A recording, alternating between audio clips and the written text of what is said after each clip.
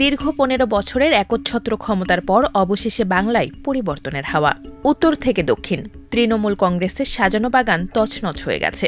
যে নবান্নকে মমতা নিজের দুর্গ বানিয়েছিলেন, সেখানে এখন পরিবর্তনের সুর।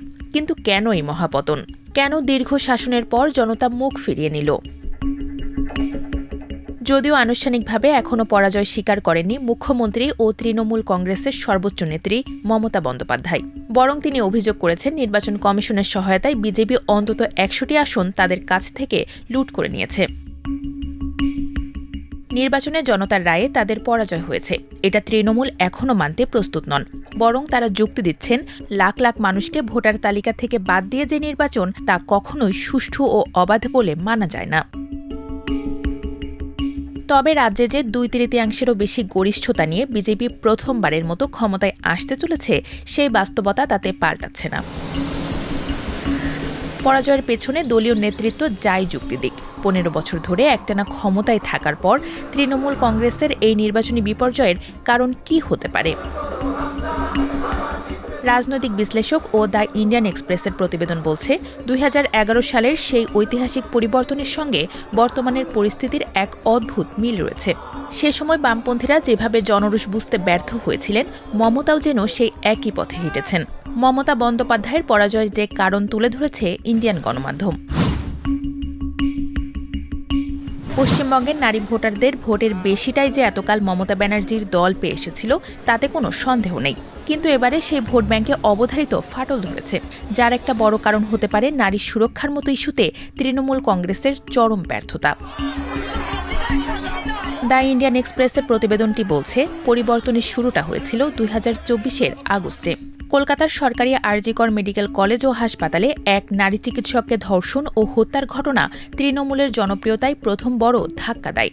এই ঘটনা কেবল পশ্চিমবঙ্গে নয়, পুরো ভারতে প্রতিবাদের ঝড় তোলে।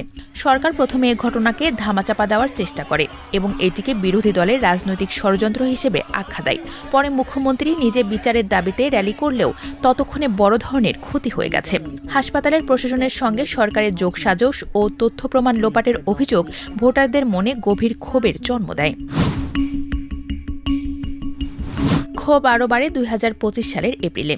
স্কুল সার্ভিস কমিশনের মাধ্যমে নিযুক্ত ২৫,০০০-এরও বেশি শিক্ষকের নিয়োগ বাতিল করে কলকাতা হাইকোর্টের দেওয়া রায় বহাল রাখে শীর্ষ আদালত। আদালতের পর্যবেক্ষণ ছিল, পুরো নিয়োগ প্রক্রিয়াটি ছিল দূষিত ও কলুষিত। এই রায়ের ফলে মমতার ঘনিষ্ঠ সহযোগী ও সাবেক শিক্ষামন্ত্রী পার্থ চট্টোপাধ্যায়ের বাসা থেকে উদ্ধার হওয়া কোটি কোটি টাকার সেই দৃশ্য আবারও মানুষের সামনে চলে আসে। মমতা বরখাস্ত শিক্ষকদের পাশে দাঁড়ানোর প্রতিশ্রুতি দিলেও দুর্নীতির কলঙ্ক আর মোচন হয়নি। এর সাথে যোগ হয় প্রশাসনিক ব্যর্থতা।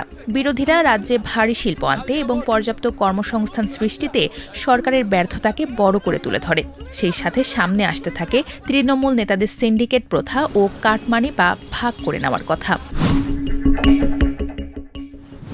মমতার সবচেয়ে বড় শক্তি ছিল সংখ্যালঘু ভোট, কিন্তু এবারে নির্বাচনে সেখানে বড় ধরনের ফাটল দেখা গেছে।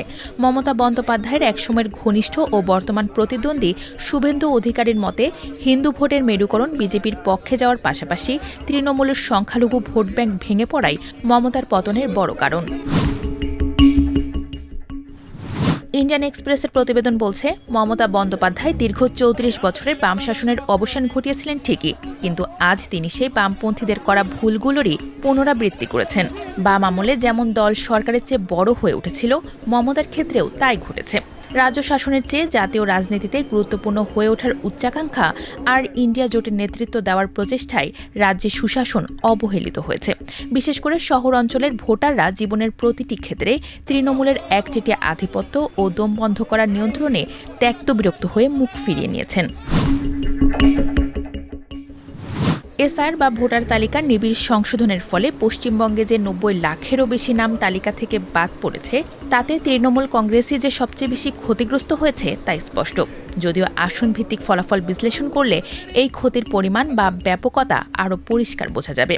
তবে তা সত্ত্বেও এটা বোঝাই যাচ্ছে, এই গোটা প্রক্রিয়ায় মোটের ওপর লাভবান হয়েছে বিজেপি। বিবিসির প্রতিবেদন বলছে, পশ্চিমবঙ্গের রাজনৈতিক বাস্তবতায় রাজ্যের শাসক দল ভোটের সময় কিছুটা বাড়তি সুবিধা পেয়ে থাকে, যেটা এবারে তৃণমূল কংগ্রেস পায়নি বললেই চলে। নির্বাচনের তফসিল ঘোষণার পরের মুহূর্ত থেকেই জাতীয় নির্বাচন কমিশন রাজ্য প্রশাসনের হাত থেকে রাশ তুলে নিয়েছে। ঢালাওভাবে জেলা শাসক ও পুলিশ সুপারদের তারা বদলে দিয়েছে।